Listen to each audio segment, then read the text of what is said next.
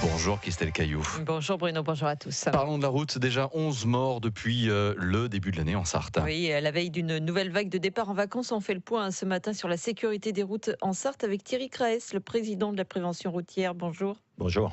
Déjà 11 morts donc sur les routes de la Sarthe depuis le début de l'année, après un bilan catastrophique l'année dernière avec 51 victimes. Est-ce que la mise en place finalement de la réduction de la vitesse à 80 km/h au mois de juillet va améliorer ces résultats selon vous ? Alors nous l'espérons, en effet, 11 morts depuis le début de l'année, c'est catastrophique, c'est pas du tout bon. On avait plutôt pas mal débuté l'année avec moins d'accidents, moins de blessés, moins de morts au premier trimestre, mais avril a été particulièrement douloureux et en effet on a eu une recrudescence des accidents au mois d'avril qui a complètement annihilé ce bon début d'année. La limitation de vitesse à 80 km/h sur les routes bidirectionnelles, nous espérons en effet que ça va avoir un impact important. Il est dit par les pouvoirs publics que l'objectif, c'est de diminuer au niveau français de 400 à 500 morts, à 500 le nombre de morts sur les routes. Nous pensons, nous, réellement à l'association de prévention routière, que ça peut avoir un effet très positif. Oui. Alors, cette mesure, elle a suscité de vives réactions, notamment chez les élus notamment aussi de La République En Marche.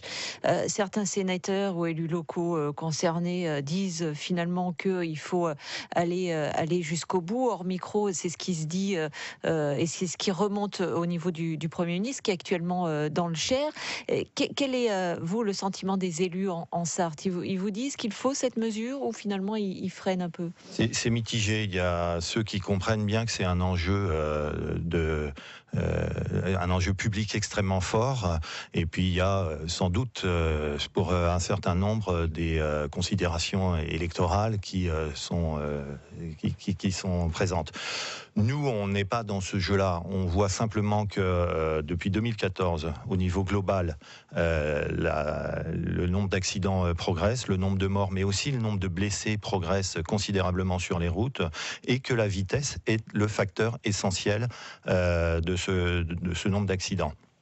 Et particulièrement sur ces routes limitées aujourd'hui à 90 km/h qui constituent 55% des accidents mortels. Donc il faut travailler en effet sur la limitation de vitesse qui est un fléau, mais sur l'ensemble des facteurs qui entraînent les accidents de la route. Oui, c'est ça, vous avez dit 55% pour la vitesse, mais il en reste quand même 45 autres. Et 45 autres, c'est quoi ? C'est l'alcool, c'est le téléphone portable, et c'est tout simplement le respect du code de la route, déjà avec la réglementation actuelle qui n'est pas appliquée finalement. Exactement. Il y a eu un sondage réalisé à l'initiative d'une association de prévention qui est AXA Prévention récemment, qui montre que 78% des sondés déclarent dépasser les limitations de vitesse, et en particulier 55% déclarent rouler sur les routes limitées à 90 km/h, rouler entre 100 et 110 km/h, et 15% déclarent que sur ces mêmes routes limitées à 90 km/h, ils roulent à plus de 120 km/h.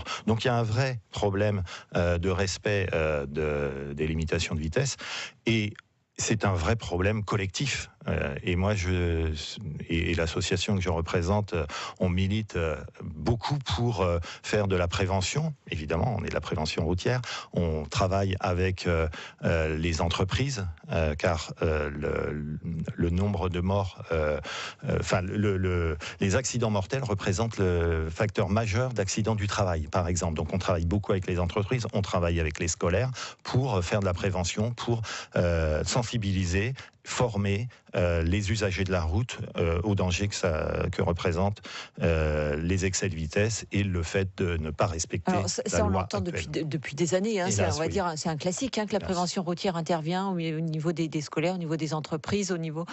Qu'est-ce qu'il faut finalement changer ? Il faut durcir le discours, il faut taper d'autres générations, d'autres publics pour finalement qu'il y ait de meilleurs résultats ?